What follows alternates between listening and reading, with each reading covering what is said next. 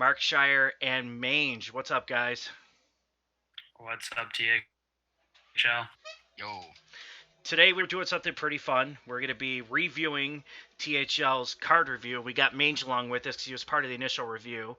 Me and Markshire were talking, and what's the way we could have fun when the season's kind of over and a lot of teams are out of it? It's easily judging people when you have more complete information than they do. So we figured It's we would do. the best.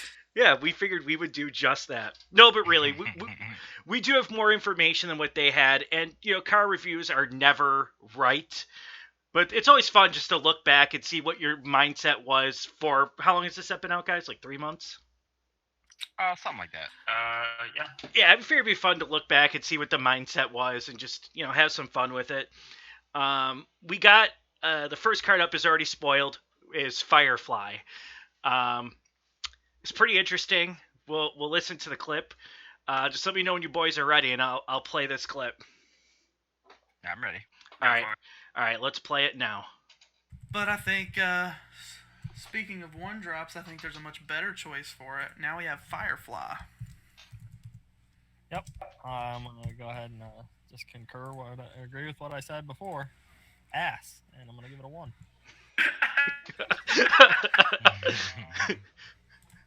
I think that's all we need to hear about Firefly. Parker says it's ass, gives it a 1.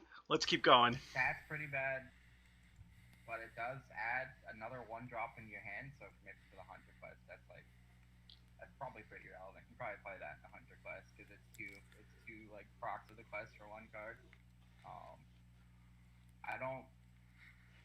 I think it's bad. I think it's a 1. It's do I really want a 1 mana 1/2 in my hand? I guess you save it to activate elementals in a pinch, knowing that you're gonna play. I don't know. It doesn't seem like it's good enough to me. All right, I think we got far enough into that one. So Mange, tell us a little bit about your thought process with Firefly back then. Yeah. So I was thinking of this card purely in terms of some kind of activator for a mid-range elemental deck. That seemed to be like the archetype that was going to come out with elementals, like some kind of mid-rangey. Mm-hmm. And I think that card, as a mid-range card, is still not great. No. It's still only a 1/2, and it gives you another card in your hand. What I did not think about, and obviously this is really short-sighted of us, of everyone except Cassidy apparently, is that having it make the extra card and throw that into your hand, and how valuable that would be in token decks is crazy. Yeah. And it's definitely become just like a go-to aggro 1-drop because you can play it onto the board and it refills your hand. So yeah, that's pretty key. I think what happened with this card is we just didn't see the decks coming that ended up being really good. And who saw aggro token buff all your crap druid being a tier 1 deck, Yeah. To be fair, I think me, myself, and I was talking about token druid for a long time. He talks about a lot of stuff. He does, and sometimes he gets it right. So, I definitely underestimated just how valuable having an extra card in your hand would be for aggro decks and token decks. So yeah, obviously much stronger than a 1. Yeah, me, myself, and I also thought the aggro druid would play the adapt all minions card. Really. He did. Yeah. Anything to add to that, Markshire? Yeah, this is one that, like Ming said, I think a lot of people just saw it as a card that would fit into elemental decks, and it does seem pretty underwhelming. But I think it's important to note that when cards like Tunnel Trog and Totem Golem rotated, the bar for 1-drops definitely got lower. So a 1/2 is not great on 1, but I think it ends up being good enough. Really, you don't get it's not in the past against Shaman. If they coin out their Totem Golem, you can't just play a 1/2 into that. Yeah. It doesn't really do anything. But yeah, I basically agree with what y'all are saying. And Parker says it's just ass. That he couldn't be more wrong. Quote of the century. Yeah, Firefly is just ass. All right, next up we got Primordial Drake. So let me know when you guys are ready to go to the clip, and then we can go to the clip. Yeah, I'm ready. All right. Yep, go for it. All right, let's play it now. It's coming up here. Let's get to it. All right, Primordial Drake. Before we get to the slew of ones, I think this is one of the better cards in the expansion. I would agree. I like this one a I lot. think this card is like insanely good. Not only like in Warrior, but in Warrior specifically. I think it's like nuts. Like if the Warrior Legendary is ever gonna see play, it's gonna be because of this card. Play this on 8, consecrate their board, weaken everything that you don't kill, and then the next turn the Legendary comes out and just cleans it up for you. Not to mention you combo it with like Whirlwind, but I don't know. I think this card's like insane. I'm gonna give it a 4. I think it's really, really, really good. I can't decide. I'm definitely not giving it a 4. I think it's too expensive. If it were 6 mana and the stats were adjusted to be 6 mana, I just think it's incredible. But that late in the game, I don't know how much 2 damage is doing on turn 8, unless you're playing it in Druid and you're getting it out early. I'm gonna go ahead and give it a 2. So, in that kind of deck, though, remember that you can combo it, things like Revenge, or no, is Revenge rotating? I think it might be. Whirlwind, yeah. you can do things to buff out that AoE a little bit. I think that it's super interesting. The artwork is super cool, and I really like that it's a 4/8 taunt, even though it's kind of expensive. But taunts with big asses like that is interesting. Again, like they're giving a lot of effects to cards, which is really cool. But I don't think this is quite gonna be good enough. I think definitely fighting the Warrior class, right? I think so. I feel like I really want to give it like 2.5. I'll settle for 2, but I do think that it has potential, and I wouldn't be surprised if it ends up being one of the better cards in the set. All right, that's probably enough there. Yep. So I think with this card, I don't know if you want to tell us about your thought process, but obviously this is probably the best card in the set that's come out, arguably. And you guys were kind of lukewarm on it. Yeah, Parker loved it. I was definitely lukewarm on it. It seemed really expensive to me, and like 2 damage seemed really good, but coming down that late, I wasn't sure how good it would be. What ended up being the kicker for this card, though, I think, is it just having the big ass, like I said back then with my shitty microphone.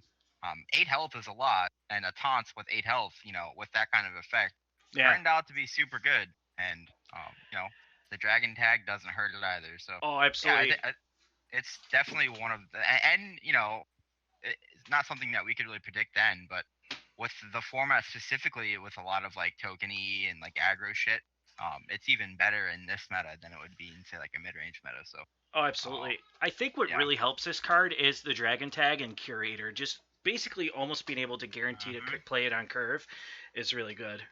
And I think if you look at one thing that you maybe could have missed, it was probably that, because Curator saw no play in the previous format. Yeah, definitely not as much as it is now, for sure. But yeah, I think it's obviously a great card. Mark, anything to add there? Yeah, like the dragon tag is definitely something I missed, because I wasn't too crazy about this card either, just because I looked at the 8 cost and it just seemed, I just like am biased against all really expensive cards, just because the vast majority of them end up not seeing play because they're too slow. But but this is, I mean, one of the expensive cards that is able to see play because it has immediate effect. You put it down, you immediately get a taunt, and you get a board clear out of it. So yeah, really, really powerful, and of course the dragon tag helps it a lot too. Getting drawn by the curator also makes it playable in Dragon Priest. Yeah. Imagine that, a free-to-play player not liking expensive cards. Ellie giggle. All right, let's go to the next one, boys. We got Gentle Megasaur. This is one of my favorite ones. So let me know when you boys are ready, and we will go into the clip.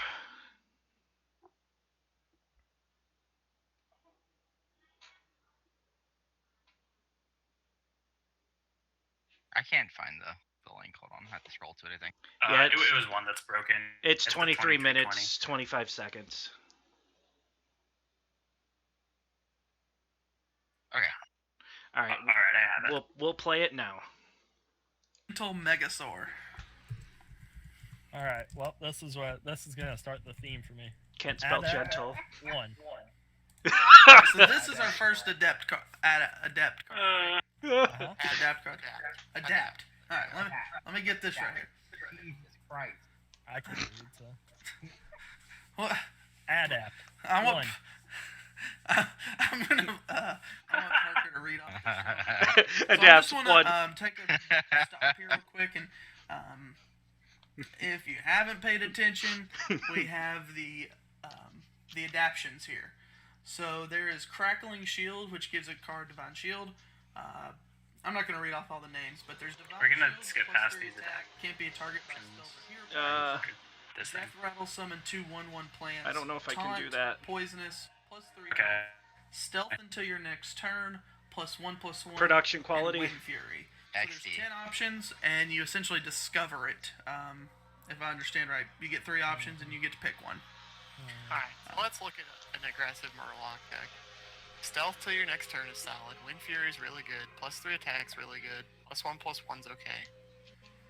But you have to have a board full of You have to have a Murlocs, board. and you have to be willing to not be dropping a Murloc as you play this card. I don't think Mhm. that's good enough. Oh no. Yeah. I'm gonna give it 2. I think I saw when I first saw this, I was playing it Water Rogue at the time, and I just had dreams of binging and pulling off my War Leader and my Blue Gale, and then dropping this guy and doing some crazy shit, some Wind Fury shit, and drawing more dudes. I think he's fun. I think his his stats, he's a 4-mana 5/4, which is fine. It's an aggressive 4-drop. And anytime you can get Adapt, it seems like Adapt on average is worth about a half mana to 1 mana. So if you can adapt something with it, it's pretty good. And if you can get more than one card, All right, I think we got enough there. it the value just increases. All right. So we got the basic gist there with the value. Cassidy does go on to say that if this card is good, it goes in the most AIDS deck ever. But it's a whiles away before we get there. Meej, why don't you take us down the mindset that you guys are maybe in when this card was first announced? Yeah, so I looked at it just in the prism of Murlocs. Murlocs have only been good pretty much once in the history, a full-on Murloc deck. Early beta when you had Murloc Warlock, and I was very skeptical that a Murloc Warlock or a Murloc deck like that could see crazy value with that card would pop up. And I thought if it ever did see play, it would be more along the lines of an Affinja deck where you can just blow out an opponent with a big Finja turn. Obviously Murloc Paladin kind of blew up and became a really popular deck, and with that Gentle Megasaur saw a ton of play.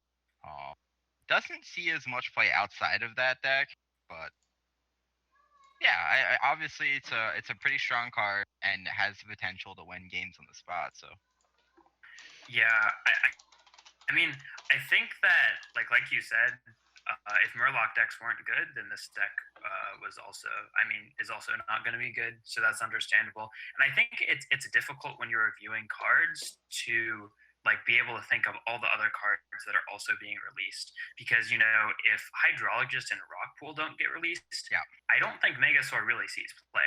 Those cards are pretty important to making Murloc Paladin a thing. So it's pretty easy to just forget about those two really powerful 2-drops that are really the driving force behind Murloc Paladin being a deck.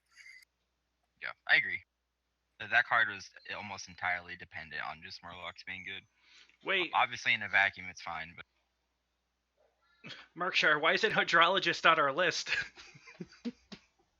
yeah. I think we missed one. Oh well. Oh, I don't know. Did they say it was bad? Oh god, I think everyone gave it a 1. Oh damn, we must have missed that one. Oh, we missed that one. I think we gave every Paladin card a 1. Spoiler alert. Yeah, you guys are pretty hard on the Paladin cards, but yeah, Hydrologist, we don't want it to be on the list, but we were going through this pretty quickly, and I think we missed it. But yeah, Hydrologist was definitely should be on there. Oh well. Next up, we have, let's see. Next up is Spike Ridged Steed. Hey, this one works. Hey. All right, we'll play on when you guys are ready. I'm ready. All right, let's go. Yep. Spike Ridge Steed. Terrible art, terrible card. 0.5. Like, I want to say that it's playable, but like it's so slow and so easily countered, right? Like, So expensive. so So- expensive. The card that gets summoned is the 2/6, right? Yeah. Yeah, it's a 2/6 2/6 taunt. taunt. So you're giving Yeah. a minion +2 +6, and then it death rattles into another 2/6. And this late in the giving it game, +2, that +6. 2/6 feels pretty irrelevant.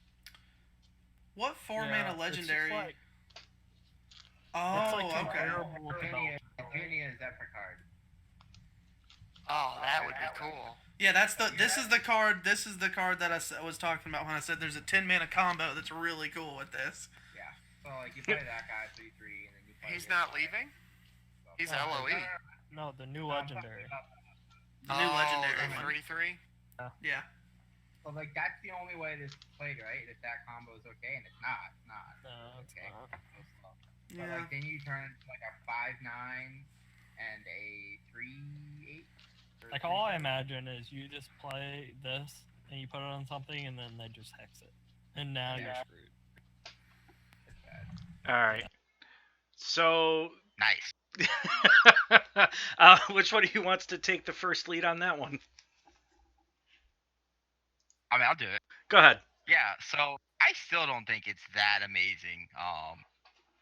And my thought process at the time, and this is still kind of my thought process, is it's really slow. You need to have a minion stick. Although with Paladin in the later turns, you can, like, you can play a dude or make a dude and then throw it on there, which is okay value. Yeah. And if it ever got popular, you're thinking, Silence, Hex, like those kind of cards. They just, they really counter it hard. Obviously, it's seen a lot of play, and it's not a bad card by any means. I do think it's a little overrated. That's just my personal opinion. Mhm.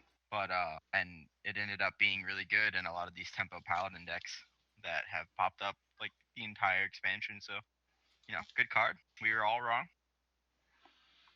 Yeah. I think one of the things that Parker said, I think he goes on to say it in this clip, is that it's countered, or no, he did say it, that it's countered easily, but like with the lack of silence effects in the meta, it's really not countered that easily unless you're playing against a silence priest or against a shaman with devolve. So like if you can get the buff to stick, it's gonna stick, and it's just so difficult for your opponent to get through, especially because it's 2 taunts and they're sticky. Just like ever since Nax got rotated out, I think there's been sort of a lack of sticky minions in the game. But they're really powerful. Just like having death rattles that make it hard for your opponent to clear the board, I think is one of the most powerful effects in the game, and this brings that back, and I think that's why the card is so successful. Yeah. Well said. All right, next one up, we have Sunkeeper Tarim. Nice. This one's interesting because, like, we'll just listen. Let me know when you guys are ready. Ready? All right, let's go. Alright, so we have Sunkeeper Oh, Tarim. this guy's so cool. Okay, now this is where I might shock you. I think Nah, this card's really good. I think this card's a big old fat 4. Yeah, I agree. And that being said, I don't think Paladin's playable, and I don't think you'll see this card. But at some point in this card's 2-year rotation, it's going to be in a deck, and it's going to be nuts. Like, this card's effect is absolutely insane. It can be used defensively, and it can be used aggressively.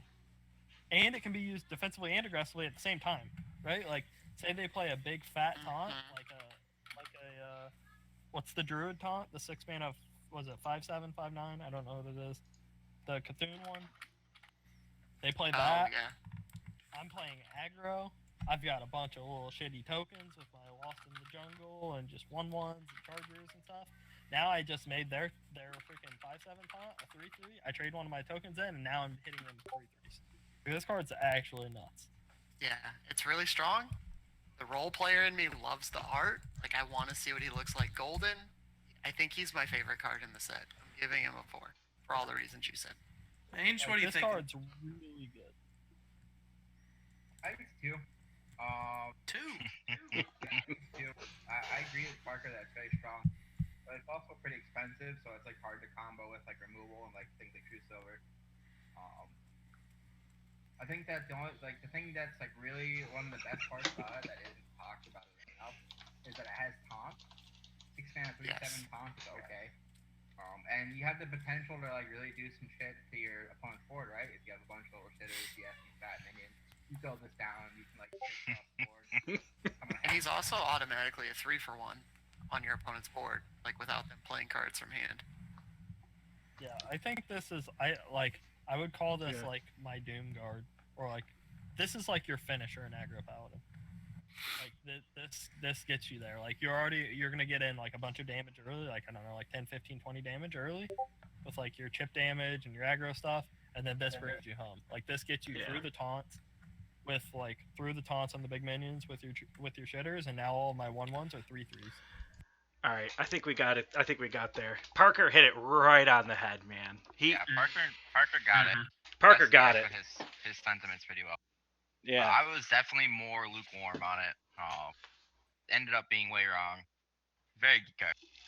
Yeah, this card's insane. Like, I don't think any of us really knew how insane this was until, like, the Un-Goro Challenge Stone. When this made it in, like, every Paladin deck and we just saw it in action, we were like, whoa, this card's good.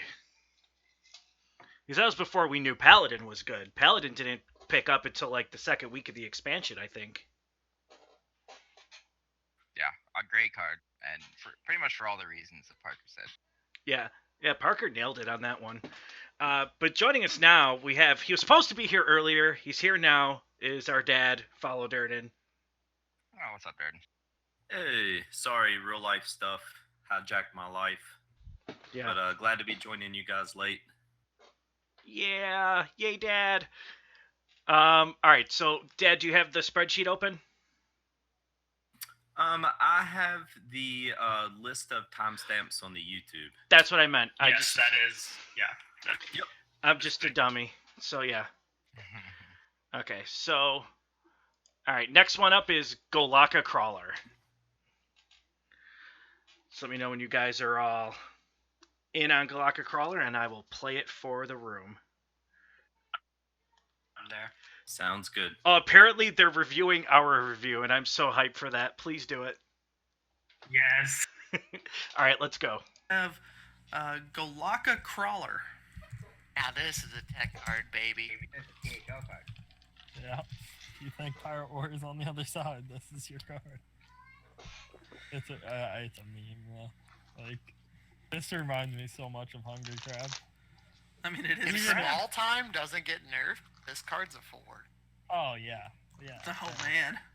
I mean, Pirate Warrior is not losing a damn thing, right? No, I know. No, But just like, if you they could queue up on ladder knowing that Rogue, Shaman, or Warrior has pirates for you to eat with this, like, I don't know, I think Hunter gets good. Pirate Warrior loses the 3/4 upgrade, yeah. You know, I thought that was the other one. Mm-mm. This is why we should have done the stream. Slim shall talk about it. Yeah, I think They did not lose the 3/4 upgrade, guys. Fuck you, Parker. They did not. Card and a THL card. 2 mana 2/3 is not the worst. It's got a beast, so it's like relevant to Hunter. Like you can master it. Activate Golf Command or buff it with Dinomancer. Dinomancer, lol. And if you do get a pirate off, it turns into Totem Golem. So it seems like it's pretty good. I think it's a 3. And obviously, if pirates leave the meta, then you don't play this anymore, and it gets a lot worse. Good card. Yeah, I'm gonna give it a 2 for that reason. It's not playable in all metas. It's just kind of a really good tech. I think it's always here to keep pirates in check, which is good. This is the kind of card the game needs. A tech card that actually just wins you the matchup against certain cards that are crazy. But it's a 2. Like, you're not just slamming it in your deck or anything. Parker? I think it's a 1. I don't think it's good. I think it's too situational. Well, Like, if you have this in your hand and they, like, say they, like, missed their pirate early and they just hit, like, a weapon into something, like, you're just holding this and you're passing, I don't know, seems... I think you're playing it on 2 pretty much regardless. Yeah, and then you're missing the battle cry, and then why is it even in your deck? You're just playing Bloodflame after. If you know that you're playing against a pirate deck and you just hold it and like you eat, a 2-drop pirate or a 3-drop pirate. Like, Sure. I meant against non-pirate decks. You're just playing it on 2. Yeah, Yeah, I don't know. I'm not sold. I think it's 1. I don't like it. I don't think it's very good. Too situational. All right, I think that's good there. Mage, I think you were spot on. Oh, I'm the best reviewer of all time. The best. Just the best. Yeah, I mean, obviously, it's, can be crazy good in the right situation, and then that situation happens fairly often on ladder. It helps that now that pirates are getting played, and even paladin and things like druid. So its matchups are a little bit wider as well. Oh yeah, UK. I love cards like this when they're revealed, because I always think in terms of THL, like, this is a THL card. And I know 100%. it's done some crazy work in THL as well, so it's a cool card, and I think it's pretty good. Parker says Sunkeeper isn't good. Best reviewer of all time. Thinking. That's right. You don't talk about the ones that are bad. You talk about what you got right. I think everyone was mostly right on this. Even Parker was right on it. He mentions situations where it was good, but ultimately he doesn't play it. That's why we chose to put this one in here, because I think you guys are mostly right on it. But I think what we missed was beast synergy, and how good beast synergy would be in a lot of decks, like just like I said, druid. Yeah. Best reviewer of all time. Best reviewer. Like the beast tag is really important, and honestly, like yes. The decks that this card sees consistent play in are the ones where the beast synergy matters, right? Like it sees pretty consistent play in mid-range hunter and aggro druid, because of Marquis Sarge and because of hunter, just because they always want beasts. And I'm not really sure if it sees consistent play in any other decks. It's usually just a one of as a tech card. But I don't overall, think it's solid. Yeah, I don't think it's saying consistent necessarily, but I've even seen it as a tech card in a lot of tournament decks. Like I've seen it in J Druid lately. Priest too. Priest too, yeah. So it's a tech, at worst in a tournament meta. But it with the beast synergy, the beast tag, I mean it's been great addition to the aggro druid and hunter builds. Yep. All right, let's go to the next card, which is Spirit Singer Umbra. When you guys are ready, we'll get it going. I'm excited for this. Oh, it's good. All right, I'm ready. All right, we're gonna play it now. Umbra. I love this card so much. I think it's a 4. It's extremely strong. What I really like about it is that I think there's a lot of skill involved in playing with and against this card. It's only a 3/4 on 4, so you as the player have to know when you need to hold it and when you need to play it on curve. Your opponent needs to know when they're holding removal to deal with this card, so they're trying to make a read on you having it. And it's a card that you have to get value out of for it to be good. Fandral was vanilla stats. Bran was vanilla stats. And so there was a lot more mindless and just slamming them down when you could. But this card, I think, has enough counterplay to it and has the reward for playing it really well. I just think it's one of the better design cards in the set. Boy, I'm glad you went first, because now I'm just going to hit you with the exact opposite. I think this card is really, really ass. I think it is just incredibly slow, and anything you're going to combo it with isn't going to be good enough. Like, it's a combo card that is really expensive, like 4 mana, and you're getting nothing for it. It dies to literally everything. Almost any weapon, almost any any spell, Jade Lightning, like anything. It's so easily killed. And what are you comboing with this? Like Karen? That's like a 10 mana combo to get a Yeti. Like, I don't see any combos in the game that are good enough for this card to see play. I fall somewhere in between. I'll give it a 3. I think it's really strong. I think it's like a really strong value generating card. What it combos with, the things like the Priest 1-drop that we haven't got to yet. That's a 1 mana 1/1 death rattle. Copy card from your opponent's deck. That, like, a card like that's really strong. Some of the other death rattles that can generate a lot of value are really strong. It's definitely different than, like, say, Bran, because Bran, a lot of the battle cries for him affected board, so you can use him to, like, cheat out some crazy tempo shit. Whereas most of the time, this card cannot generate as much tempo, but it can generate a lot of value. And so I don't know what cards or what it goes in yet, but I think it can generate a lot of value, and and like certain control matchups and stuff, maybe it can turn out to be pretty decent. So it's also worth noting that it's after you summon. So things like Barnes can be comboed with it, and potentially you can RNG away some super dumb shit. Summon matters. I don't know how it matters yet, but it does make it. Do you know what it means? I'll tell you what it means. Yeah. It means Dank Steed. Okay, So we're moving to Wild, but that's a board full of 1/1s right there.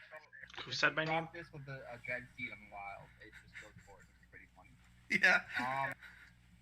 Yeah, I think it's a good value generating card. Probably not as good as Bran, but Bran is really good. So this is like the healthy version of Bran. All right, I think we can end on healthy version of Bran. All right. All right, so go ahead, Berkshire. Well, no, I want to touch on. I think I'm pretty sure Cassidy goes on to say that because it doesn't have as good vanilla stats as Bran, then it takes more skill to play. That's his argument, but that's not really true. It just means that it's not playable because cards in Hearthstone have to be good to be played on curve. Fandral sees play because it has a crazy effect. And so does Bran, but also because it's an okay card on curve, and a 3/4 for 4 just doesn't cut it. And I honestly don't even think the payoff is that amazing. You really have to have some very specific cards for this to work. I disagree a little bit. There are definitely cards that you play that just don't have great vanilla stats with solid effects, like things like Reno. So I don't know. It's obviously not good right now. It's obviously not good right now. I still think it'll see its time in the sun before it rotates out. And also, I think it's crazy great in Wild. It's in a lot of rank 1 Wild decks and shit like that. So I believe the Swedish god Kungmar runs this card in his Wild Control Warrior. Oh wow. I think Umbra was just 1 health off from seeing more play. I'm not gonna say it was gonna be a great card. I think 5 health would have made a world of a difference. 4 health, there's just so many tools to deal with it quickly. Yeah. I will say I did think about Umbra whenever I saw the Frozen Throne trailer for the first time and watched the card reveal. So who knows? Maybe Cassidy was just 1 expansion off from calling it a rank 4 card. But yeah, I think it's just penalized too much from just not having 5 health, not being more vanilla stat wise. Yeah, I think this one is. I'm gonna asterisk this card because I think it could be good. I think it's literally Sylvanas Windwarner away from being good. If Sylvanas was still in standard, I think you would see this in control decks. Yeah, you potentially could. I'm not sure it's yet. possible. Because you could combo it on the same turn, develop 2 minions, steal a minion, and then have the potential to steal another minion. I think you need Sylvanas for this to be good, and that's probably why you see it pop up in Wild because of things like Sylvanas and Dr. Boom. But Shredder. Yeah, Shredder. But I think if we get a lot of healthy death rattles in the next game, and by healthy I mean good, then this card could be playable, but I don't think it'll ever be a 4. It might be a 2, a high 2. Yeah, I don't know. It really just depends on what they print. It's a card that you have to keep in mind every single time that there's an expansion coming out, because there could be some broken combo with it that you built a deck around. But for now, it's definitely not great. Yeah. Not even good. Yeah, so I think it could be okay, but you really need better death rattles. Next up, this is a quick one too. Stonehill Defender. Oh yeah, let's do this one. Ready. All right, we're gonna play it now. Baby. All right, Stonehill Defender. Oh, bad. 1. But this, Blazing Silverback Patriarch yeah, that's what I was gonna say. It's just Counter. freaking Silverback. Harambe is getting creeped out of the game, man. Oh well. All right, that's all you said about it. One, Harambe's getting creeped out of the game. Yeah.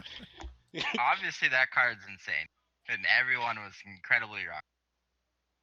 Yeah, Parker just hit it too. This is a classic card. It's impossible to know it would be good. I think like what we missed when we were evaluating this card, because I don't think anyone thought this card was going to be good, is the buff rate for class cards. So like basically being 3 mana Discover, Terram, or Tyrion in Paladin. Yes. It's good because Discover is very good. Yeah.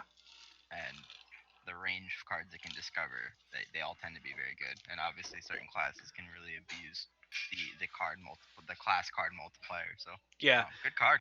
Yeah, it's good. It's good against control. It's good against aggro. Like it's good.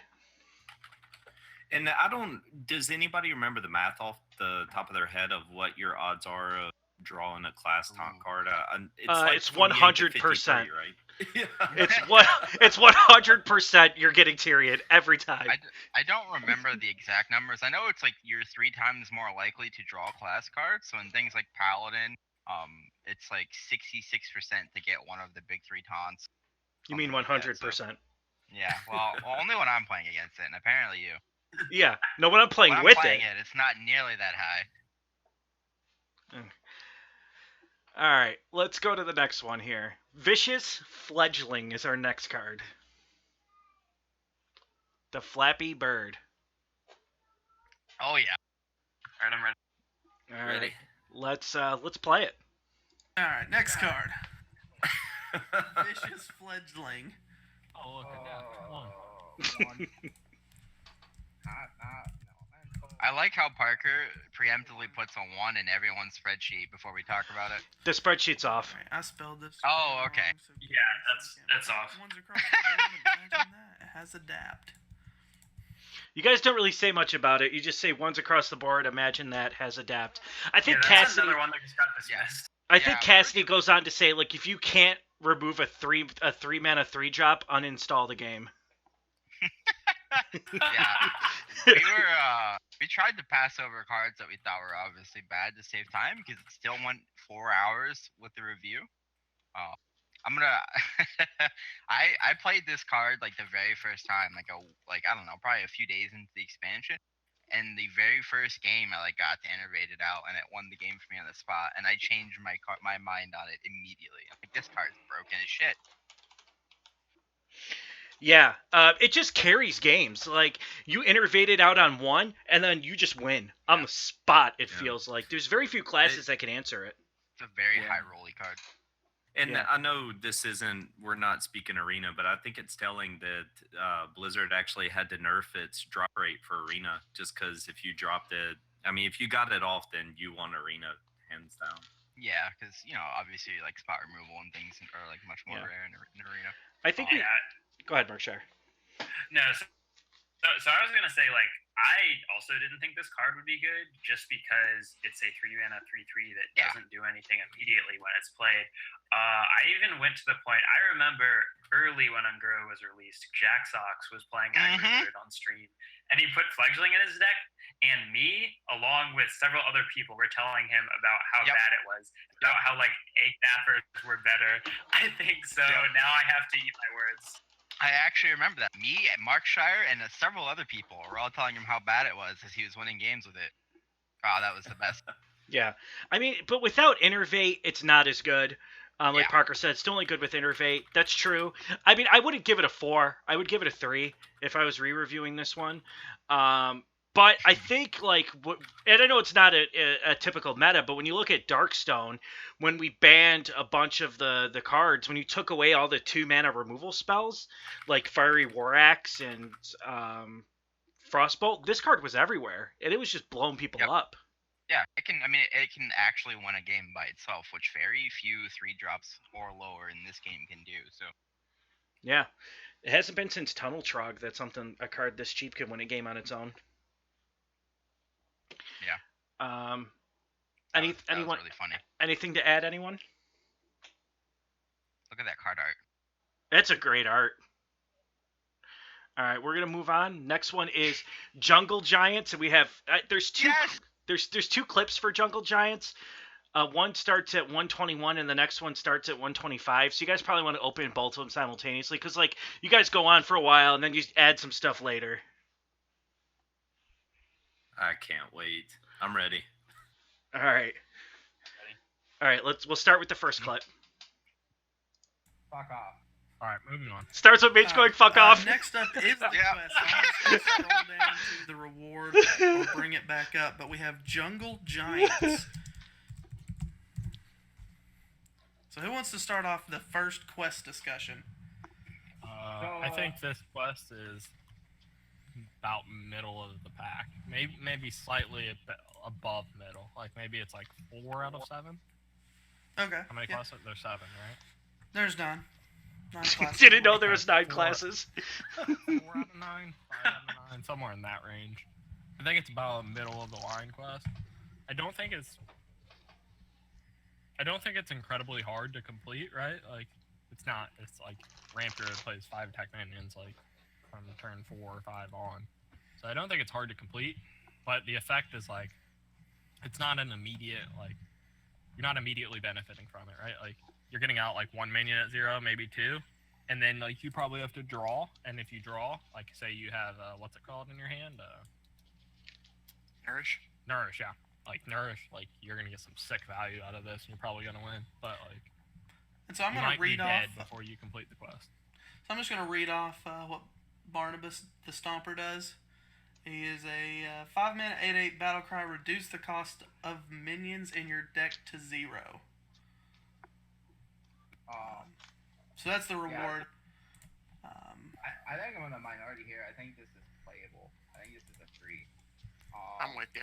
The quest can be really strong. Like, playing 3 minions is pretty good, and it's accented by the fact that Druid has a fuck ton of cycles between things like Nourish and what's the other guy? The 5 mana draw spell. Lunar Visions? Lunar Visions. And you have things like, obviously, like cycling your wild growths and stuff like that.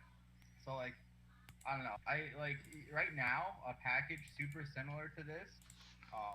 This like deck is, you see like the OTK Cocoon. You should play something similar to that, or just something that's just trying to cheat out a bunch of cheat minions or big minions. I mean, so I think it's a 3. I think it's an interesting quest because like. The building the deck in this way isn't hurting you that much compared to some of these other quests, and the payout's pretty big. Also, keep in mind, it doesn't reduce the cards in your hand to 0. Yeah. Fair point. So, like, Yeah. that's why I say, like, you don't get the immediate value. Like, you have to draw after you get this. Like, you need to draw a card in your hand when you complete it. Yeah. Okay, so let's go to the next clip now. That's let me know you guys are ready. We'll play the next clip. Okay. And we'll go. Yep, I'm ready. All right, going. Darkseed, what if you're holding the minions you want to reduce? I don't think it really matters. I think you're playing big, strong minions in this deck, and so you're going to draw into your value while you're contesting the board, and you're getting a 5-mana 8/8 out of the quest. Also makes the new legendary that we're going to go over somewhat playable. All right, so it absolutely matters that it does not discount the minions in your hand. Of course. 100%. And I think that's what was missed, is that if you're holding minions, they don't get discounted. So, yeah. If I think Parker brought that up. So. Yeah, no, Parker did bring that up, I think, in the interview. So, I think Parker's right. I think this is a 2. Like, I'm not going to say it's unplayable because we don't know what gets printed in the future. But right now, it's probably the worst quest they made right now. I will admit, I was totally wrong. Okay, Paladin quest is the worst. Never mind, you're right. Okay, you're right. Sorry, I forgot Paladin quest even existed. I was one of those totally wrong about this quest. This was the first deck I theory crafted whenever a card started getting revealed. I was so stoked for this quest. Yeah. Me too. I looked at it and I saw Ramp Druid sees some play. Like in every meta, pretty much. Not a lot. It's never a tier 1, probably never even a tier 3, but it's usually playable. You know, you can have some fun with it, and you don't have to really change your deck too much to, achieve this this quest condition, and it gives your deck more of a fight. Obviously, it's just not. That deck's not that great. Although Big Druid has seen some play. Sporadically. Yeah. Yeah. I don't know. I am probably incredibly biased because Ramp Druid was like the first deck I really loved. I think and it's funny that Ramp Druid is getting played now, and it's not playing this card. Yep. Yeah. All right. Anything to add? I will hit Legend with that deck before it rotates out. I swear it. I'm holding you to it, Mange. I swear it. By the old gods and the new? Just the old. Yeah. Okay. The new are no good. Yeah. Yeah, I don't know. I never thought that this would be good, and I think it says a lot that like Ramp Druid in the form of Big Druid is pretty popular right now and doesn't run the quest because like it just doesn't like by the time that you actually get to the point like you're still only playing one minion a turn. Like maybe there's a very slight chance that you get like 2 big minions in a row, but I just think it's so rarely. The effect is just not that good, and it's sort of difficult to survive against aggro when you have to play five attack minions. Yeah. Right.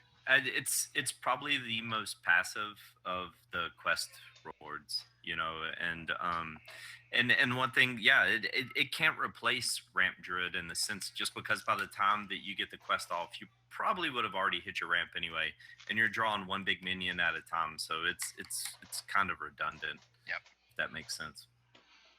All right, next one is one of my favorites, Living Mana. Oh yeah. This one is pretty good, guys. Let me know when you're in, and we'll get it going. All right, I'm in. Ready. All right, let's go. Yeah, I don't know how to evaluate it. I think it's either a 1 or a 1, to be honest, either way. It might be a 1 or a 2. 1 or a 1. Full mana back. Yeah, this is really cool. If anybody's played Magic, it's super comparable to a card called Inkmoth Nexus, which animated your lands into minions for a turn, or creatures per turn. I was thinking of Mutavault. My issue here, if you don't, like, this is where Hearthstone wants to be really simple, and I think it damages what a card could do. If you gave your Treants, like, charge, can't attack heroes, I think this card is nuts. Like, in a good way. I think it's a really strong, cool card. But just by summoning a bunch of 2/2s that can then, like Parker said, be dealt with in a way that prevents you from recovering your mana, like, it's a 1, because it's just too easy to play around, and the reward's not worth it. Like, if they imagine if they all have charge, can't attack heroes. Oh yeah, if they devolve you, lose the game. That'd still be a good card. Do you think you would? mass the spell, like you're down that mana for the rest of They should have did the Force. Do you think you would continue gaining a mana crystal? Like, you'll still, you'll still get get 1. But like, say you play this on 5, I'm gonna be down 5 mana for Yeah, the you, rest of the you game. can't win that from there. yeah. Like, I'll never have more than 5 mana to use for the rest of the game. So 1s across the board then. Yes. That being said, I do think it's like a fairly strong on curve play. So I think I'm gonna give it a 2. I think it has potential because silence and devolve aren't like super common, right? So anytime you can get 5 2/2s, I'm giving it a 2 on the assumption that you get back full mana crystals. If you get back in. All right.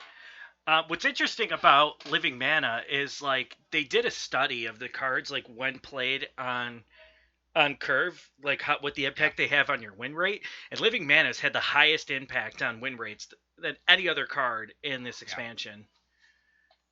Yeah, I believe it. I mean, you literally get 10 worth of stats, right? Like, Yeah. yeah, it's a lot of value. It's pretty crazy. Like, and Cassidy brought it up too. He said there was a card in Magic similar. Back when I used to play Magic in high school, there's a card called Living Lands that would do the same. It would turn your lands into like 2/2 creatures, I think it was. And that card was absolutely broken. Like, you still can use them as lands, but it was broken. So, like, I kind of felt like this card would be good, but like Devolve kind of scared me. But I don't know how scared we should have been of it. Yeah, Devolve obviously is game breaking, but Parker got the closest out of all of us by far. I was never a believer until I played it. Yeah. Very clearly a great card. Yeah, I think it's really interesting that Parker did say that he assumes you get back the full mana crystals when they die, and that it would only be good then. And you don't even get that, and it's still really broken. Oh, if you got back the full mana crystal, it would be insane. Oh yeah, I mean it would just be like any time you got to play the card, you would win. Yep. Yeah, it's really good. It's really strong. That much stats, even if your next turns, suck, it doesn't matter. You can just win games with it. Yeah, it's insane. Especially if your next turn is like Innervate, Feral Rage. No, what is it? Savage Roar. Savage Roar, yeah. Oh, Feral Rage. Hit him for 4. Hit him for 4. Gain some armor. Let's do it. Dad, anything from you? No, I've missed this card too, and I was so scared to play it the first couple of days until I saw streamers use it because I had no clue how the hell so obviously now it's a totally busted card. Yeah. All right. So next card up, the Marsh Queen. Yes. I'm there. Yep. I wanted this to be good so bad. Everyone did. All right. Is everybody ready? Yeah. And we'll play it. We have the Marsh Queen, the Hunter Legendary Quest. Slimsh believes really hard in this card. I think it's a gimmick deck. Like you play a million 1-drops and then you play like 3 big threats. And I guess the goal is you activate all of your quest in time, like almost guaranteed, and then you cycle through your deck to your threats and you win the game. But I don't think it's good enough. I think I'd rather just play good minions on curve. Yeah, I also think it's a gimmick. Like I was talking about it earlier with Mange. Like, okay, so you're playing the quest. You have to spend a card, like one of your card slots, to get the quest in your mulligan. Now I have to first turn. Now I have to spend my whole turn 1 to play it. Then turn 2, I'm playing 2 1-drops. Turn 3, I'm playing 3 1-drops. My hand's empty. So I'm at 5. Turn 4, I'm top decking 1-drop, and that's all I can play. Yep. Turn 5, I'm also top decking 1-drop. That's all I can play. And then I get to complete the quest on 6. Like, God, that just seems so average. So let's take it back a little bit. So the good old days of Face Hunter, where you played mostly 1-drops. Yeah, but your 1-drops were really good and impactful, and these aren't. They were better. They were definitely better. But like, and their goal was to kill your opponent, right? Which synergized with your hero power and your spells. But you can still, that can still be your goal with this quest. Like, I you just can don't still think- play a hybrid hunter style with this quest. I just don't think like the hybrid hunter hit like its curve. It hit its 1-drop into its 2-drop into its 3-drop. You're only playing 1-drops. Your 1-drops like each turn are like infinitely worse. Yeah, Like I understand the difference in the deck, but I also think that like an aggressive hunter in the past, and for most of Hearthstone, has been really good, and they have played a lot of 1-drops, and I wouldn't be surprised if that's the case again. Now, the fact is, the Pirates are the thing, and they're really, really fucking aggressive, and it's hard to like match them. But I don't know. I think that it's an interesting build around cards. I think it's cute. I don't know if I said that yet. I think it's borderline, and I think that it'll be a lot of fun to play with. Also, another problem is, say I complete my quest, I put 15 of these in my deck. Anytime I don't cycle into another one, my turn's lost, and I'm playing an absolute ass turn. That's why you play Stampede, baby. Stampede. Yeah, I mean that's good if you get it. But, like, you only Buzzard, baby. Oh god. Yeah, I don't know. I just like if you're hitting your cycle into cycle into cycle into cycle, it's great. But anytime you like only cycle once and you hit another 1-drop, your turn's just really lackluster. But definitely, like it's definitely a concern for sure. I think it's a gimmick deck. I think it's fun, and I hope it's good. But I think it's good. So, Mange, you're giving it a 2? All right. So we chose this card because you guys were, I mean, Mage, you were hopeful, but you ultimately said it wouldn't be good. And everyone else said it was just going to be terrible. And the community at large thought that this deck was actually going to be good. Like, it was one of the first decks I played in Un-Goro. So I think this is one of the cards that you guys got right when overall consensus was that it was bad. Or that it was good. Yeah, rather. Parker's reasoning is pretty much why I think that it's not good is, Yeah, if he's you say you spot on. complete the quest, if you don't get that, if you aren't able to machine gun your 1-drops into each other, it's just not good. And ultimately, when I played the deck and tested it day one, like everyone else did, anytime you're just not drawing one of those 1-drops that draw you a card, it just felt so bad, and you lost so hard. Yeah, I think what got everybody on this train was they showed the absolute most high rolling moment ever in the reveal for this card. They showed it with Tundra Rhino on the board already, and you just saw all these like 3-drops charging in. So like, unless that scenario happens, it's really bad. Yeah.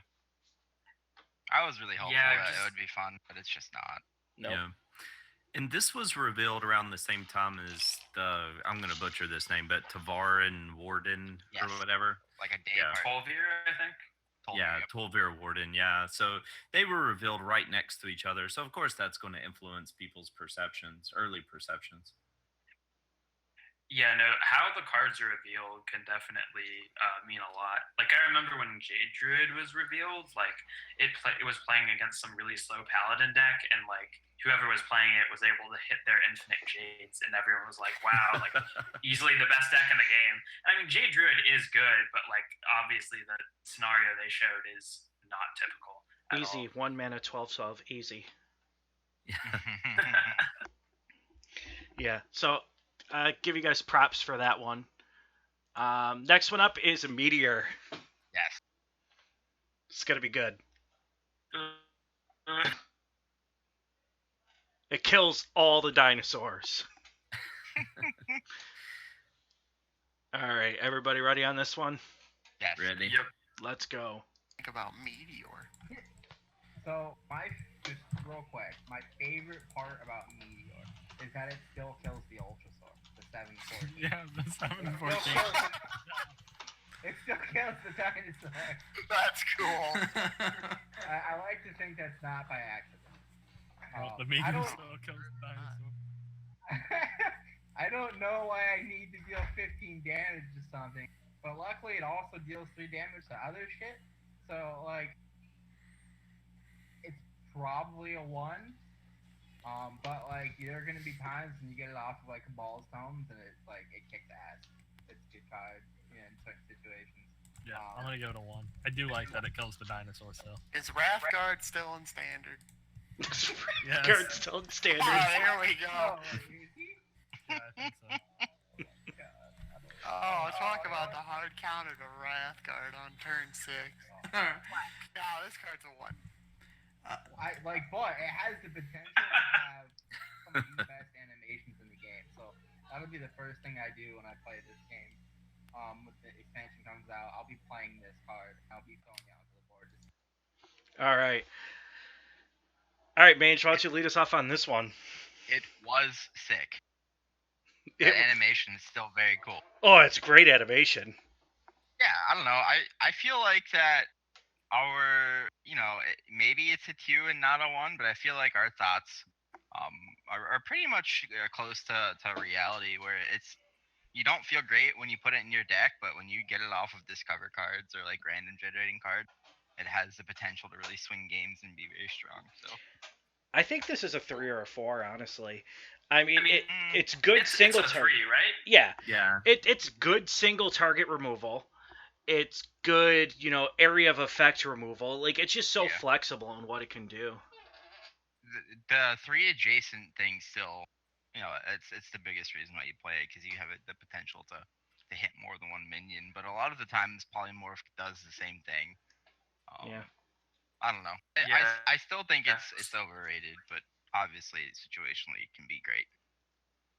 So I will say that it really only does see play as a 1-of, so you can't really say that it's strong. But one of the knocks on this card is definitely that as it's gotten popular, and especially with like Primordial Glyph, everyone knows how to play around it. So you're gonna get a lot less value out of those adjacent hits, because everyone knows to put their biggest minion on the far left or the far right. But I think this card is good. I think it's really easy to just look at it and say, oh my god, like it kills Ultrasaur for the memes. And people look at 15 damage and say, well, you never are going to need to deal 15 damage to anything.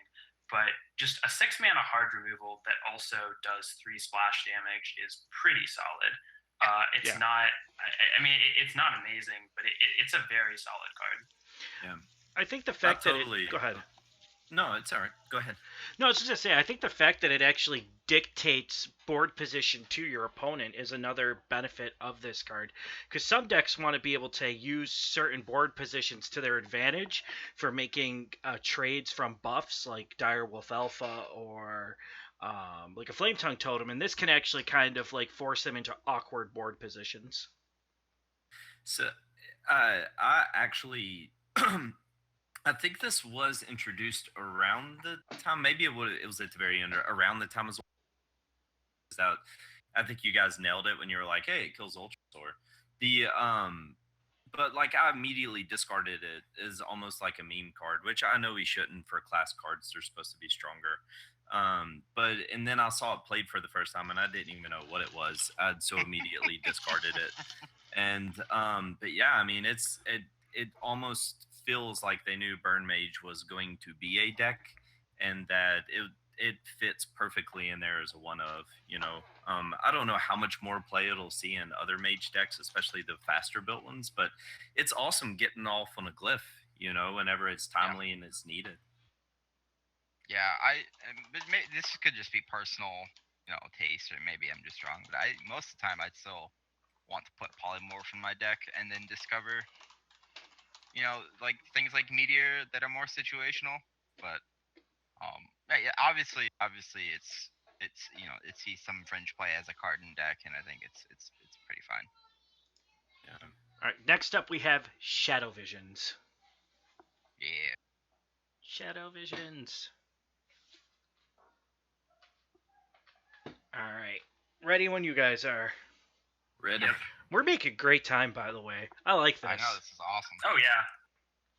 All right, let's roll. Go Before ahead. we roll, one thing that jumps out at me, I love a 3. I'm just gonna point that out. And you cut out. Oh, sorry. Did Awaken the Makers got 3 across the board? Sorry, I just noticed that. Oh, did we not get Awaken the Makers on here? I think we ended up deciding to not do it. We could go back and do it if. Oh, it's no, okay. it's fine. I'm just because pointing it out. I think we cut it because like the things that they said about Awaken the Makers were kind of true, and it is in our tier 1 like rank 1 wild deck. So like I don't think they were wrong. It's just not good in standard. Yeah. No. Yeah, their reasoning was not that bad if I remember. Yeah, nothing radical was said about it. Basically. Thanks, guys. Like we only brought out cards that like super radical things were said about it, or ones that were pointed to like, let's talk about this one. Like Parker calling Firefly ass. That just had to go on there. All right, let's play Shadow Visions now. All right, I'm ready. Yeah. All right, let's go. All right, well, moving on, we have Shadow Visions. I want to like this card, but I think it's a noob trap. But I mean, like an extra Shadow or Death. Cassidy says noob trap so much. It's rotating, so you don't get to discover that. It's really similar to Primordial Glyph for me. Obviously, you're not getting the discount, which is a big deal, but you are getting to draw from your own deck. So, like a third Shadow Word Pain, or a Shadow Word Pain when you really need it, or a Death when you really need it, or like a Life Bomb, or not Life Bomb, Dragon's Breath when you really need it. It's like a pretty interesting toolbox card for me. I'm going to give it 8-3. I think that being able to play a third copy of a lot of those spells and situationally get them can be potentially super powerful. So I think maybe you play one that lets control for each type of deck. I think the effect is really strong, and I think the being able to get a third if you've already used 2 of something. Wait, so if I've already, it's got to be in your deck. It has to be in your deck. Okay. So you can get Either way, what I'm getting at is I think it's too inconsistent. I don't think you're going to consistently be able to get the spell you want when you need it.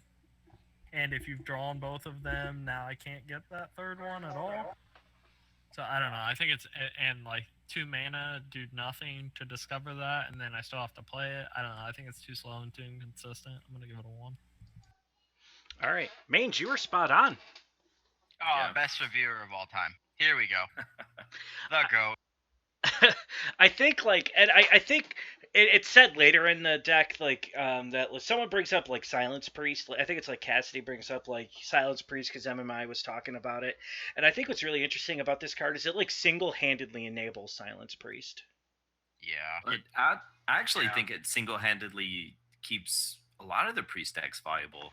Like I see Dragon Priest, which is a playable deck right now, and I see Dragon Priest really hurting. Without, I don't know if you could play Dragon Priest on ladder right now. Yeah, it's just a good card. It gives you more access to your spells that you really need, like Dragonfire Potion and Death and Pain. It's just like having third or fourths in there, so that's really good. Mm-hmm.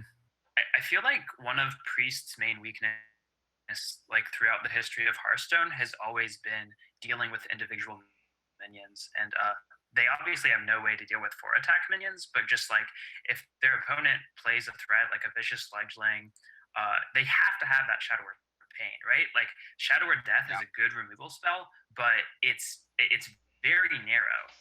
And so when you have to have the specific card at the specific time, it means that a lot of times they lose by just getting soloed down by some big minion.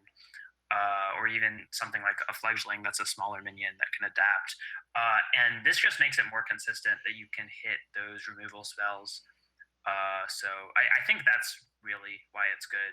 It just improves consistency a lot, and that's really important in Hearthstone. Yeah.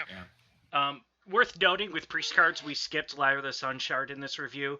It wouldn't be fair to like say, "Oh, we were wrong about Lyra." Everybody was wrong about Lyra the Sun Shard. Like nobody was right except for Mike Donay.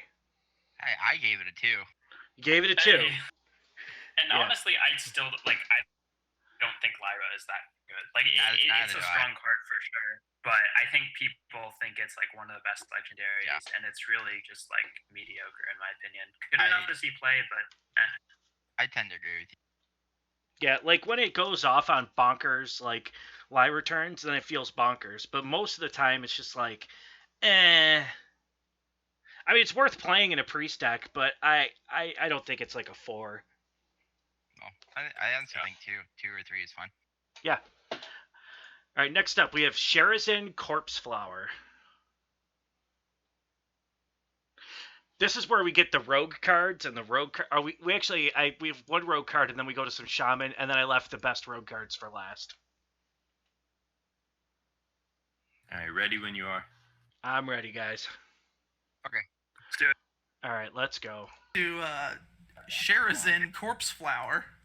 Shittiest legendary in the expansion.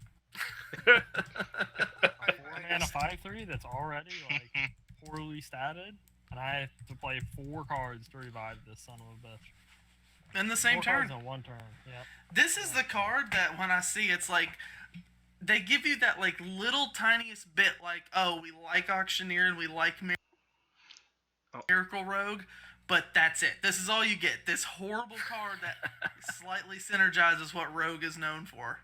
You don't even play this on 3 mana. Not even on 3 mana. All right. For me, Mark, sorry, why don't you lead this one off? I've done a lot of talking. So I don't know. I think I wasn't a huge fan of this card initially either. I wasn't. It's just like, just with the decks, like with Miracle Rogue as it is now, it's just like it's pretty easy to be able to play 4 spells a turn. Like anytime you have a Gadgetzin turn, you're gonna get it off pretty much every time. And even without it, like with cards like Razor Petal Lasher that were announced, it's really and Hallucination. Like Rogue has a lot more cheap spells.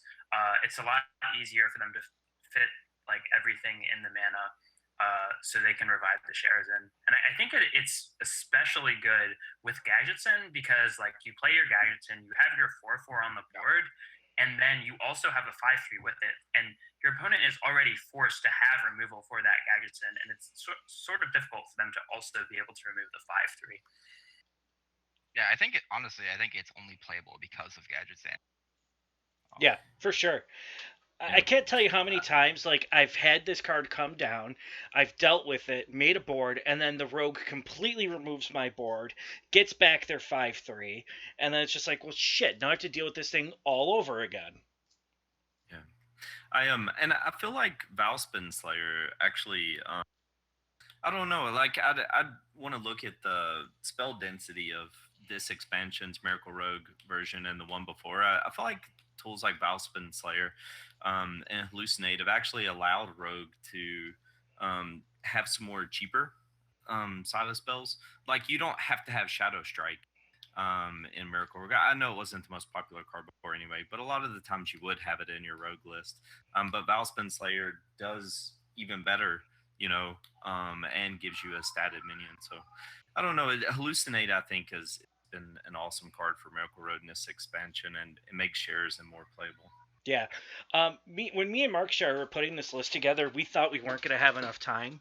And we probably could have squeezed a few more cards in, but like if you look at just like the chart that's up on your screen right now, you have like Mimic Pod as Mange, the only one giving it higher than a 3, or higher than a 1, giving it a 3. You have Laser Pedal Lasher, Hallucination, all as ones, and those cards are actually really good, and especially in like the Miracle Rogue decks that are out now. But I just think like Rogue as a whole, like everyone like was kind of down on this expansion, and it turned out they got some pretty good cards. Yeah, I think Miracle Rogue is as strong as it's ever been. I mean, obviously a lot of the pre-nerf stuff, but I don't know about that. Yeah, obviously a lot of the pre-nerf stuff, but it's solid right now. It's definitely okay. I think that Miracle Rogue was still probably better last expansion as well, last meta, but it's definitely not bad at all. Questing or Rogue. I should say not the worst. And I think I don't know. I'm still very torn on that card, the one that we're reviewing now, or re-reviewing. I still think that it's only really great in like slower matchups, which Rogue is already really favored in anyway. Yeah. But obviously it sees play, and it can be a pain in the ass to deal with sometimes. So it's definitely better than the one that we all gave it. Okay. I would argue that it's not too much better though. Okay, so next card up is Spirit Echo. This is one Markshire wanted on there, so we'll let him take it once we're ready to go. Wait, Spirit Echo? That's not even on here. Oh wait, is it not? Nope. Oh, hold on. No, next is Caverns. Oh, Primal Fin Totem. 1. Oh, okay. There's no deck that's gonna see play ever. All right, moving on. All right, it just says 1, and then Parker says there's no deck that this is ever going to see play in ever. And Markshire, this is one you campaigned for, so why don't you take it off from here? For Primal Fin Totem. Wait, yeah, for some reason, it said Spirit Echo on the page, but they were actually talking about Primal Fin Totem. They all gave it 1s, and Parker said that it's not going to see play in any deck ever.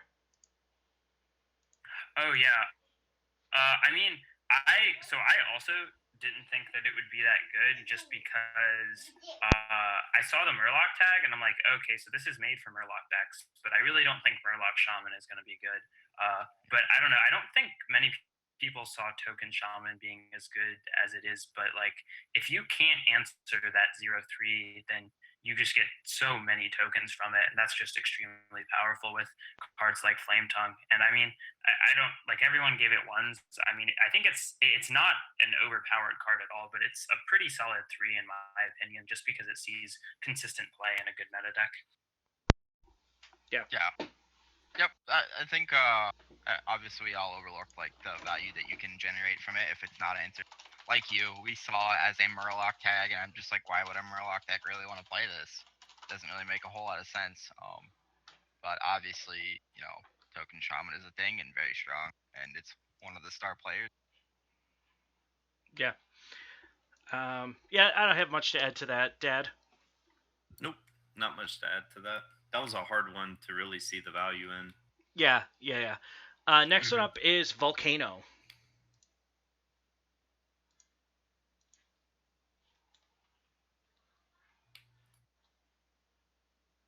All right, I'm there. All right, and we will play it. Volcano. I think that is 3. I think it's a pretty good control card. I'll give it a 1. I think it's really bad. I think 15 damage split among randomly doesn't do enough, and you're overloading, and you're not doing that till turn 5. I think it's like almost always worse than elemental destruction. But we're losing that, aren't we? I also think it's better sometimes than elemental destruction. Only if they only have like 1 minion on the board. Like a few mid-range minions, it's better. It's gonna assume the role of elemental destruction because it's gonna go index that we're playing elemental destruction and be not as good. So it's a 2. He gave it 4, 4, 4, 4, 4, 4, 4, 4. I think it's a lot better than elemental destruction. I'm giving it a 4 with cheesy. Turn 5's a lot slower. I don't think people realize that. Yeah, overload 2 going into your 6. Most of the time, you never played it on 3 though. Like ever. There were definitely Yeah. times when we did though. Most of the time, you just played it on 5 with Lava Shock. I think this you is. had all your mana on 6. With Lava Shock. I think this card's great. I think it's a board clear a lot of the time. I think it's not a board clear a lot more times than people think. You must have Unless fallen you're just really not playing behind. minions. Like, Oh yeah, in the type of deck that would play this, you have not as many early game minions at all. Yeah. like it also hits your stuff, so like you have to be way out of the game for this to even bring you back. And if like you're playing against a mid-range deck, like say example like Dragon Priest, they play like, I know a lot of these cards are rotating out. I'm just giving an example. Like they play a 3/6 into a like a 3/5 into a 3/6 into a 5/6. That doesn't even clear the board. I mean, that's assuming you haven't dealt 2 damage in 2 turns. Elemental destruction didn't clear the board either. No, But it Yeah. did with spell power, and this with spell power is worthless. Like 16 as opposed to 15 is like not a big deal. As opposed to 5 AoE to 6 AoE, that's a big difference. I just think most of the time there's just not like situations where you're not gonna be able to clear the board. Like it clears off like a few mid-range minions so well. It does if you have nothing. Yeah. All right. I think we got the point there. Mange, again, spot on. Good card. Yeah, really good card. I think I'm gonna go out on a limb and say it's better than Elemental Destruction. Like Elemental Destruction was just, I played a lot of Control Shaman. I played it exclusively last season in THL. That card was so crippling. If you didn't have like a Lava Shock to pair it with, it shut down your next turn completely. Yeah, I mean, I think it's just situationally, like obviously sometimes it's better. I think there are plenty of times where it's not as good either, but Yeah. still solid card. I like how like you can totally hear the fatigue in our voice at that point. That must have been really late into that was. 3.5 hours into the review, you guys are like, let's just get this shit over with. But yeah, I think it's a fine card, and I think that it goes in all the decks that it might go in. So Yeah, I played a lot of Echo Shaman in this first few months of the expansion, and Volcano was a great card in that deck. I mean, it's not going to be widespread across a range of Shaman archetypes, but for those control-y type decks, I mean, Volcano's a great addition. Yeah. pretty solid. I mean, I've played, like, Jordan says that he's played a lot of Control Shaman, and, you know, I've played against him in practice and stuff, and because the card isn't that popular, I still, like, would get surprised by how powerful it is. Just because, like, the boards that it can deal with aren't boards that you're used to being cleared. Like, I would be playing, like, Murloc Paladin and set up a board with, like, Megasaur and multiple war leaders on the board, and it still clears everything. And even if you like vary the amount of minions or like vary the health of your minions, like usually board clears only do a set amount of damage to everything. So if you have like one high health minion and then a bunch of low cost minions, then you can feel pretty safe about having that as your board because you know it doesn't get completely cleared. But just because it does 15 damage randomly, then it can clear pretty much any board as long as there aren't any death battles. Yeah, I mean, I think that's spot on. Honestly, I think it's just a pretty solid card. and it will continue to get better as more defensive tools are introduced over the next we have 5 more expansions left in this card's life cycle. So Yeah, lots. I'm willing to bet that we'll get a pretty decent slow shaman at the end of it. You have one now. I mean, honestly. Yeah. I mean like a better one. Yeah. No. I still Always. like control shaman even now. Oh yeah. All right. So next card up, we have I don't even know. Okay, so now we're gonna get into the good stuff. We're gonna get into Vile Spine Slayer. It looks like. Right? Hold on. I have like too many clips open here. Okay. Yeah. Vile Spine. Vile Spine Slayer. All right. Let me know when you boys are ready. In it. I'm ready. All right. Let's go. And lastly, we have Vile Spawn Slayer. One. It's fun. It's like Assassinate on a stick that you have to combo, and it's a lot harder to get that combo than people think. Cassie, what do you think? It's okay. But you gotta combo it. It's a 3, 4, 5. It's a 2. I think it's a 1. Yeah, it's Blizzard. Yep. Really fun. Just to clarify for the stream, Blizzard did say that like Edwin would be able to play him past 5/5. Like apparently like the base is 5/5 and then like the battle cry effect. So we still can't word cards in a way that actually makes sense. Okay.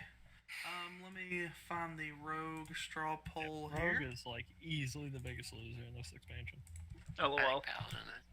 I think Paladin is the biggest loser. Paladin has I think later that can like synergize and be really strong. Rogue doesn't even have that. Like, what are you gonna give Rogue that makes these cards really strong? Vile Spine There's Slayer. nothing. These cards are just ass. Like, they're not even something like in the 2-year life cycle. None of these cards will see play. Like, maybe. Okay, that's like one. Oh, someone clip that. The rest of them will never see play. Consider this though. You can play that 2-drop, right? Get the Moonfire card, and then you can ferryman him back to your hand, and then get. I'll keep watching until this gets bad. Yeah. Here's what I would have really liked to have seen. Is if Razor Petals were 1 mana 1/1s that dealt 1 damage. All right, I think we could stop there. Whew, there was a lot going on there. Oh, there was a lot going on Yeah, there. that's just great. What happened? There's so much going on there. Whoa. Who wants to lead this one off? Mark Shire, why don't you take it from here? You wanted this one on here pretty badly. You campaigned for this one. Did I really? I feel yeah. like you're twisting my words here. I don't Mark remember Shire. campaigning for All right. either of these cards that All you're right, saying. all right, Dad. Then go ahead. I can lead off though. Yeah. So, I mean, I think that like people just underestimated how easy it is to get the combo off, right? Like I mean, we talked about this with Sharezen too. Rogue just has so many cheap spells available to it. Like it's very easy to be able to combo this. Like even on turn 5, it's pretty likely that you'll have like the coin or a counterfeit coin. Worst case scenario, you could like blow up prep and still get it. So I mean, it's just so strong. Like Rogue has never really had great hard removal. They've just had Assassinate, which is pretty overcosted, and Sap is strong, but this completely destroys the minion, and just getting a solid body on the board as well is really powerful. And the thing is, like, its stats aren't even that bad that you don't have to destroy like a huge minion. You can just kill off like a 3/3 or something, and you don't feel too bad about it because it's still a really good swing for 5 mana. Yeah, I mean, one of the most powerful actions you can have in Hearthstone is to remove something and play something. Exactly. You know. Yep. And I mean, that's what this card does. Yeah, it's exactly why Jade Lightning is good. You remove a minion and you develop a minion. Even like a 4 mana deal 4 damage, as long as you're removing a minion, the 1/1 you spawn is relevant, and it's a good card. Like, and the same with this one. You develop a 3/4 and you remove a minion in play. It's just good. I think everyone's right. It's a good card. It definitely saw play within its life cycle. Yes. We have plenty of time, so do we want to? I think we cut Earthen Scales and we just do we watch the Caverns Below in its entirety. Let's do it. What are we doing? Oh, the next one is the Caverns Below. Oh God. Now, we're gonna preface it with this: the card we're gonna talk about pre-nerf Caverns Below. Yes. But yeah, Caverns Below. We're gonna end it with a bang. Mange thought he was gonna get away from Caverns Below. It's like, we haven't talked about Caverns Below yet. We're not gonna bring it up. No. I mean, obviously this is the one I was the most wrong on by far, so I knew it was coming. It's coming. All right, so we're gonna play it, and you guys are ready. I have to find it real quick. Yeah. Yeah, we'll go from the first. Yeah, 3 minutes 7 seconds, or 3 hours 7 minutes 7 seconds, and then we'll listen to it all. All right, I'm ready. All right, let's go. Oh. Okay, so not only is this the hardest quest to complete of all the quests, one of the most meaningless effects. Joke. I don't know if I pulled up the rogue thing, so Crystal Core, for the rest of your game, your minions are 5/5s. That's it. That's it. And now you have to Is it a play. spell? It's a spell. You have to pay 5 mana for that. You pay 2. So think about, like, the rewards are either OP as shit minions or OP as shit spells. Or This rogues. This is a spell. It isn't even that good. Is it even that Doesn't good? affect the board at all. Does not affect the Yeah, board. it Unless you retroactively. have minions on the board. It does affect the board if you have minions. It buffs your dude, so. But if you don't, it's worthless. Well, like, this is the problem I have with this, right? First of all, this quest is insanely hard to meet. Yep. But that's okay, right? Like, you can make quests that are hard to meet. But now we're having an effect that's turning all your shit into 5/5s. Why do I want to do that? So, if I did want to do that, I'd be playing some kind of tempo rogue, right? Like something that's like has a lot of shitty shit in my hand, and I can play tempo rogue and turn them into 5/5s and like swarm the board, kick ass. But if I'm playing all of these cards and like shadow steps and shit like that, it's really fucking hard to maintain tempo and tempo rogue and also play those cards. It's really just impossible. And not only that, with cards like Mimic Pod and like Thistletea, which you need to complete this quest, you're like fucked if you hit a spell. And on stream today, Need they Thistletea. didn't come close to completing this quest in like a way that Frodan didn't cheese it out, because their 2 fucking Mimic Pods and their Thistletea effects all hit preps. There's just a million preps in his hand. And that's the problem with that kind of thing. Yep. Like, I think it would have been okay. It would have been totally fine if they made this quest insanely hard. If they could, give it an effect that's, like, decent. As it stands now, the only way I can see this being, like, the only, like, use I see out of it, I should say, is, like, Violet Teachers, like, playing spells and, like, making 5/5s. But it's so bad. It doesn't make sense. Nope. They showed on Rogue. Rogue's the biggest loser in this expansion, and it's not even close. They did not get a single playable card. Did not get a single playable card. No, I don't know if that's true. They did. You're the only one. Name being the voice of reason. Yeah, Caverns Below has such a cool artwork. I really like the art on it. So sick. Yeah. Man, this is so bad. It's really interesting. They got no support. They got Mimic Pod was the only support, and it's like 50-50 support for this quest, whereas almost every other class got decent support for their quest. This one you're relying on ferrymen and Shadow stuff, some pandas, and yeah. You see what you guys and Shadow Step didn't think about is that you don't even have to worry about We could stop. Go ahead, Dad. You could lead it off. Lester. You're cutting out.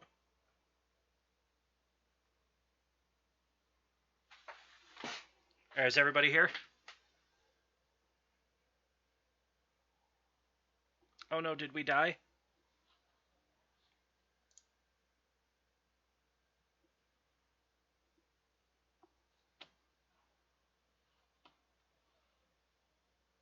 Did Discord die, everybody? Production quality, boys.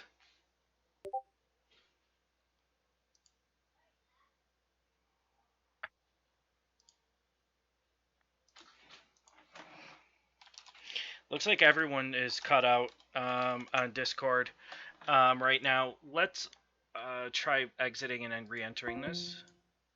You boys there? Hello? Yo. Okay, we were having some serious technical difficulties there. Yeah. Discord is breaking. All right, Discord is breaking, but that was great. Dad, you were making a point, so I'll let you lead it off. Yeah. No, I was just saying, Mange, you guys totally didn't take into consideration that it's as non-interactive as a deck that can be played. You don't have to worry about tempo or your opponent. You just play crap out there, man. Yeah. I mean, that's definitely true. Charging minions and stuff are obviously pretty powerful when they're 5/5. I'm just gonna throw this out there. But why would you want to make your deck 5/5s? I'm just gonna throw this out there. This is all I'm saying. I'm going through Vicious Syndicate right now. Okay. And despite this card being nerfed, if you go back 2 months, it is not higher than the 17th best deck. Yeah. Bottom of tier 3 in every ranking. I think this card and that deck has been incredibly overrated for its entire existence. And obviously it does very good against the slower stuff and very good in the tournament metas, but I think that it's mostly not that good. I think it's the most poorly designed card in the history of Hearthstone.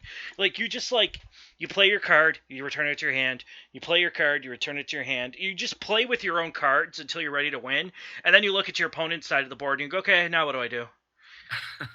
It's just like... I mean, that's basically what Freeze Mage does. Yeah. But way In better. terms of the uninteractivity. But way better. But like in Freeze Mage, you're looking at your opponent's card the whole time, but you're like, when do I start making them skip turns?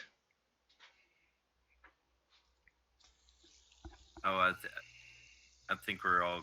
You might have been cutting out, Dark. Yeah, Dark was cutting out some. Yeah, I just said, Freeze Mage is a little different because you look at their board and you interact with their board. It's just their board isn't really ever allowed to interact with you. Yeah. It's a little different. That's true. You know, it's interesting because I don't think the deck itself was ever overpowered. I'm trying to figure out what I want to say. I don't think it was ever overpowered, right? Yeah, like I agree. old aggro shaman or anything like that. I think that I hope, I guess I should say, that Blizzard was looking at the meta saying there's like 12 possible decks that people could play that are totally oppressed by this one deck. And I hope that's what the case was, because I mean, I would agree. I don't think it was ever overpowered. It was incredibly frustrating to play against because there was just zero interactive in the matches. Yeah. I think what made this card get banned is like majority of the players are rank 15 or below. And they're there because their skill level isn't that great, and maybe they don't just want to play aggro decks, maybe they just want to play their cool janky decks. And someone playing like a Caverns Below rogue that's just like coming up through the ranks, like you're gonna feel so helpless losing to this card, and like it sucks losing to it. Like you do feel helpless. Yeah, honestly, I do think that this is maybe one of the few times that we've seen Blizzard pay attention to what's happening in their competitive scene. Obviously, we saw it a little bit with Patron Warrior. But I do think that this deck is really oppressive in the competitive scene as well because it can target certain decks extremely well. And I think that was definitely a reason that they decided to go ahead and nerf it. But still, I'm still going back on the Vicious Syndicate Data Reaper, and it's never higher than mid tier 3. I still think that this deck and this card specifically is one of the most overrated in recent Hearthstone history. So I definitely agree that people like think it's a lot more powerful than it was. But it's interesting that you mentioned Patron Warrior because there's definitely sort of that effect where Patron Warrior was also not very high in overall win rate because of how difficult it was to play. And I would say Quest Rogue before it was. I mean, I guess it still is, but I think it's one of the hardest decks to play in the game. Boy, do I disagree.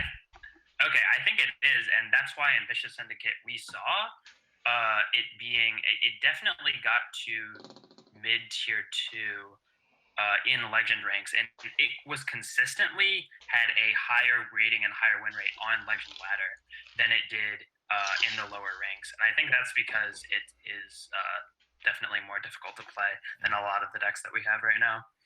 If you look at the all of Vicious Syndicate run rates, like every win rate, I mean the win rate of every deck pretty much goes up in legend ranks just because in legend, and it's definitely not as much of the case now, but legend rank players aren't always up against legend rank players, so there's kind of like a natural like inflation of win rate because of that.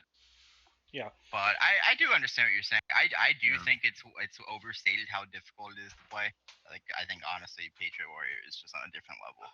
But it is more difficult to play than Patron Warrior is a lot better. Yeah. It is more difficult to play than your average curve deck for sure. Yeah. I do think it's overstated. Go ahead. No, I remember a day, probably about 6 weeks ago, where I never get to see Osaka stream, and I got to watch him, and he was playing Quest Rogue, and I mean obviously he can take any deck, right, and make it look like art. But the level he was playing Quest Rogue up until like he was playing it around top 10 legend, it was just insane, and how he was pulling off wins against decks that he just totally shouldn't have. So I definitely think there is a higher skill ceiling for the deck than a large majority of the decks we've probably seen at Hearthstone.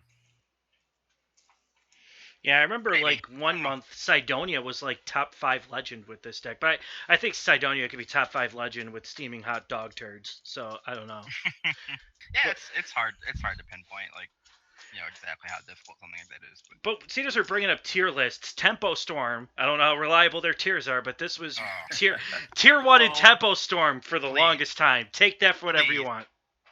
We'll take that for garbage. Come on, guys. Raydad thought it was a broken deck, so clearly broken deck. I mean, he invented Hearthstone. He did. Yeah. I always think of Tempo Storm as Quest meta. Now, for what it's worth, Brian Kibler thought it was a problem as well, and I like Brian Kibler a lot. I think that's true. Brian. Go ahead. No, well, Brian Kibler is also someone who, for the most part, just plays like decks that are going to be weak to Quest Rogue. He really likes like slow control decks, so I think that he has a little bit of a biased opinion when he talks about it being a problem. Yeah. Dragons suck against Quest Rogue, and I'm pretty sure that's all Kibler plays. I think like this card. When the initial thought process was this quest is really hard to complete, and I don't think the quest was nearly as hard to complete as people thought it would be. No, and I think that's not. Yeah, it was really easy to complete a lot of times, and sometimes it just felt unfair. Yep.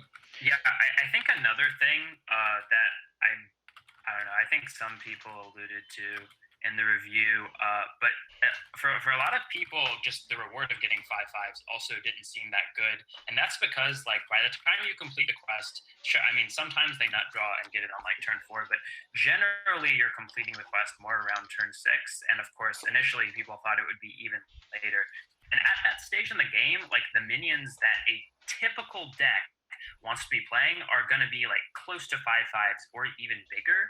Right. So people are saying, well, yeah, I mean, my 5 drops and 6 drops are already 5/5s or better. Like, why would I want to just change them all to 5/5s? Right. Like, how does that help me? But Quest Rogue is just such an atypical deck, right? Like, it's so unique. We've never seen a deck construction like it.